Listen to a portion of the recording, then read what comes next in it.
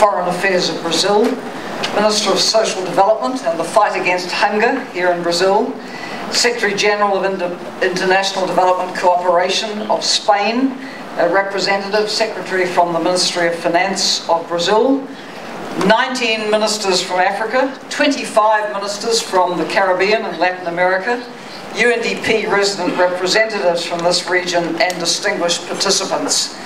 UNDP is very pleased to be convening this 5th Ministerial Forum for Development.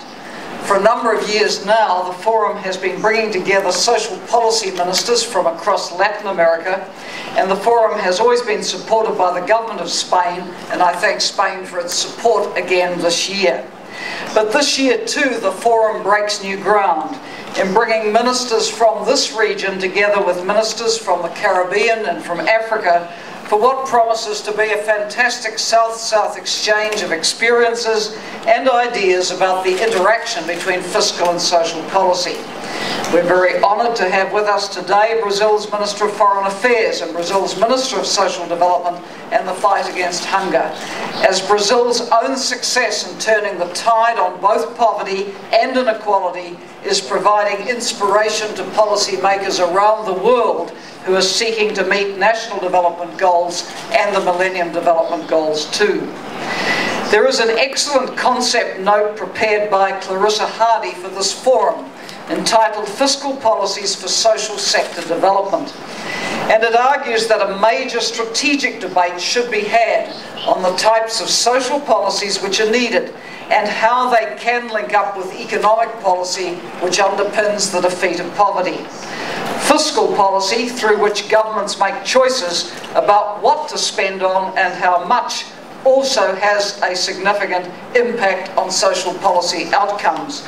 You know, when I write a phrase like that, I think of my 9 years as Prime Minister in my own country and how we fought over every budget and who got what. And really there is no more important debate than the allocation of a national budget. But I want to also note the third dimension of the fight against poverty and inequality. And it bears mention at this time in the run-up to Rio+20 next month, to be hosted here in Brazil. It is the dimension of environmental sustainability. Last year, UNDP devoted its annual Global Human Development Report to what we see as twin themes and linked objectives: achieving greater equity and achieving environmental sustainability. And we argue that one cannot be achieved without also making progress on the other. If the way in which any nations, rich, middle income, poor, develop, is destructive of the very ecosystems on which life on our planet depends, then the burden will fall disproportionately on the poorest and most vulnerable people who depend the most on healthy ecosystems for their survival and have the least means to adapt to the challenges brought by environmental degradation. Witness, for example, the increasing frequency and intensity of drought in the Sahel, or the extreme wet weather events we see not only in Asia and Latin America, but in Africa too. These environmental pressures make it even harder to reduce poverty and inequality, and they do call for major responses from governments and from development partners to help build resilience and create the basis for sustained development. When we think sustainable development, we must think sustained development too. Our 2011 Global Human Development Report then looked at scenarios of how could our world look in 2050. And it constructed a base case scenario which assumed limited changes in inequality and in environmental threats and risks. On that scenario, it forecast that the global Human Development Index could rise 19% above what it is today, which would represent a rate of progress in lifting human development similar to that achieved between 1990 and 2010. But then two other scenarios were constructed. One, an environmental challenges scenario, taking into account the impact of global warming on agricultural production, challenges related to water, to sanitation, to pollution, and growing inequality and its consequences.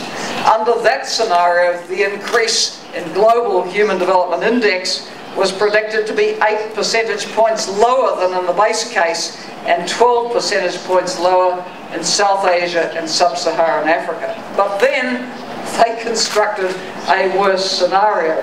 And sometimes I think that perhaps our world, unless we act, and Rio+20 is important in acting on this, a worse scenario which amplifies the magnitude of the impacts model.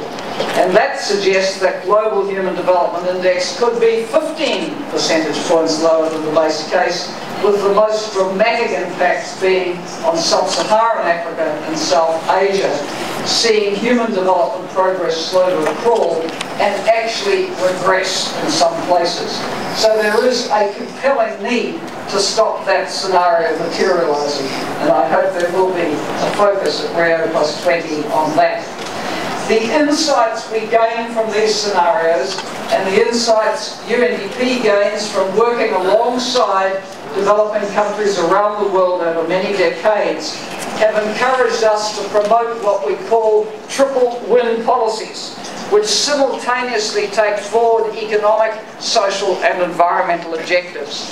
And we argue that it isn't a question of either or, but rather a question of how do we move forward on all fronts.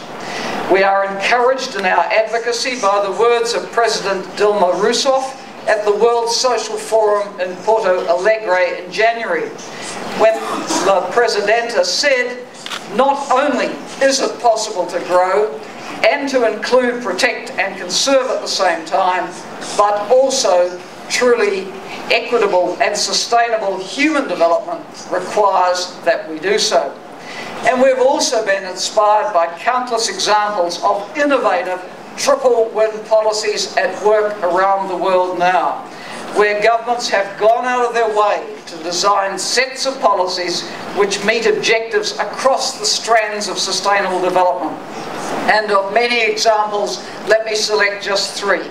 Brazil's own Bolsa Verde, or Green Grant Program, setting out to create income transfers targeted at families in extreme poverty which promote environmental conservation in areas where they live and work. Or take Ethiopia's Productive Safety Net Program.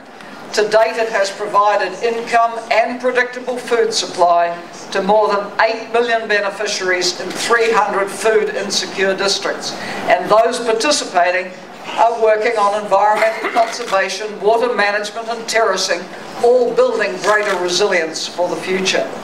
Finally, let me mention India's Mahatma Gandhi National Rural Employment Guarantee Act, which has delivered a minimum of 100 days work a year to eligible rural poor, with a quota for women's participation, on projects democratically determined by village councils with a focus on environmental rehabilitation and water conservation. That scheme now benefits upwards of 46 million households in India. So these are inspirational examples, and there are many of them, which set out to target poverty, inequality and environmental degradation simultaneously.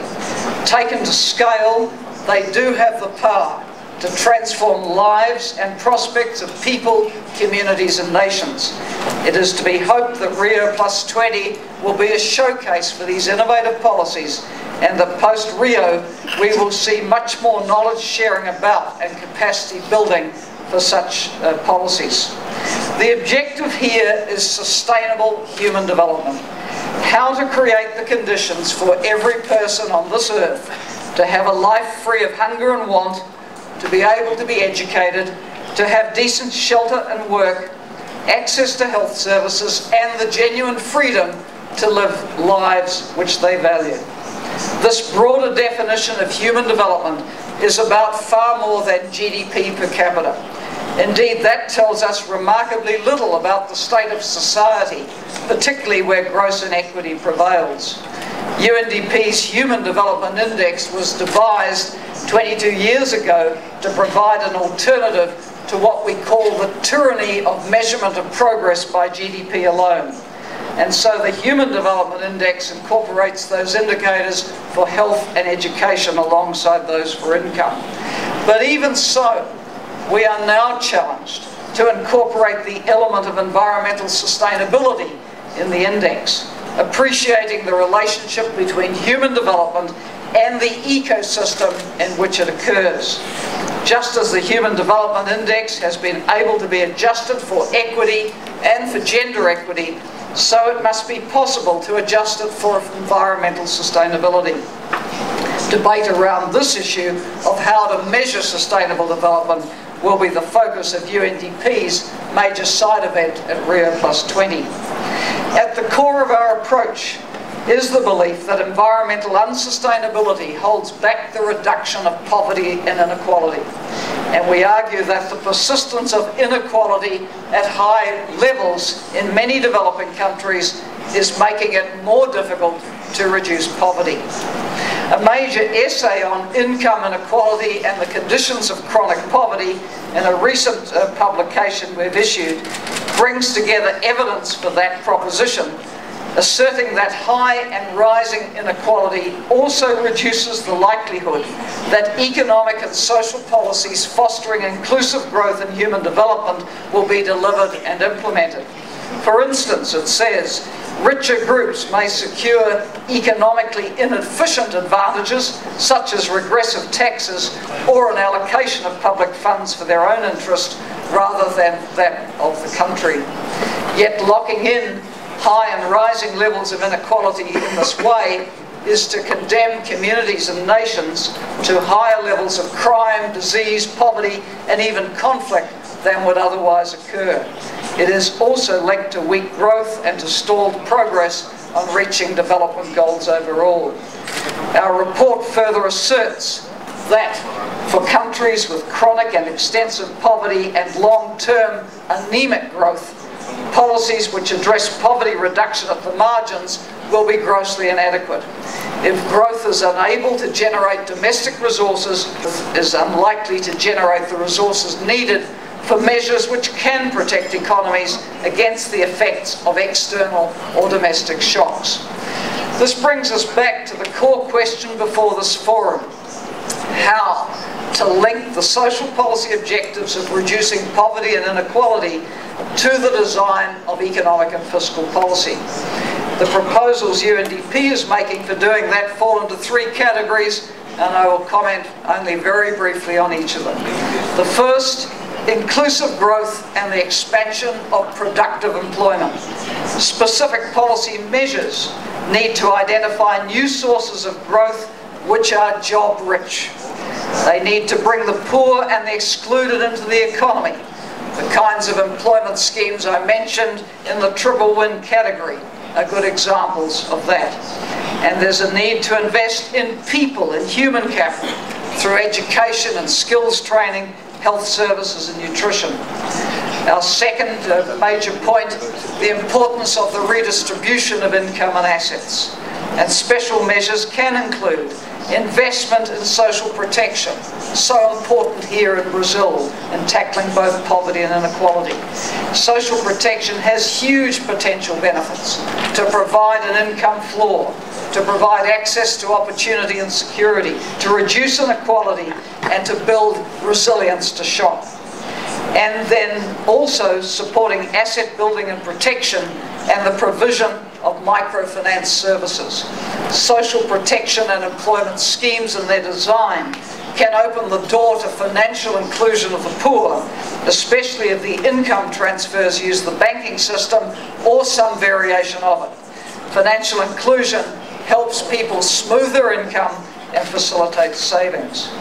And our third point is around the importance of pro-poor macroeconomic policies, arguing that monetary policy can pay more attention to growth and employment without jeopardising macroeconomic stability, that careful steps can and should be taken to insulate countries from the contagion effects of financial crises elsewhere, and that tax systems should be progressive and public spending should be pro-poor, as for example on social protection, employment generation, education and skills training, health and so on. Taken together, sets of policies like these offer the prospect of broadening the base of economies thereby including more people actively in them and spreading the benefits of growth more widely. That not only reduces poverty, it also reduces inequality. To drive such policies, sets of policies, integrated policies successfully, the capacity of state institutions and their responsiveness are critical. Strengthening national policy making, delivery and accountability mechanisms is central to UNDP's work around the world. Over the next 48 hours, there will be many opportunities for ministers and other participants in this forum to exchange experiences around these kinds of issues. This is a South-South exchange, recognising that the best practice of and the lessons learned by peers in the South may often be the most relevant for other nations seeking policy solutions. At UNDP, we are dedicated to supporting South-South cooperation, and this forum is but one of countless examples of our work to link people, ideas, innovation and best practice across the global South. We hope that the forum will be an enriching one and a learning experience for all present, and that we will all go away with fresh insights into how to assemble the mix of policies and capacities which truly will advance sustained and sustainable human development. Muito obrigada.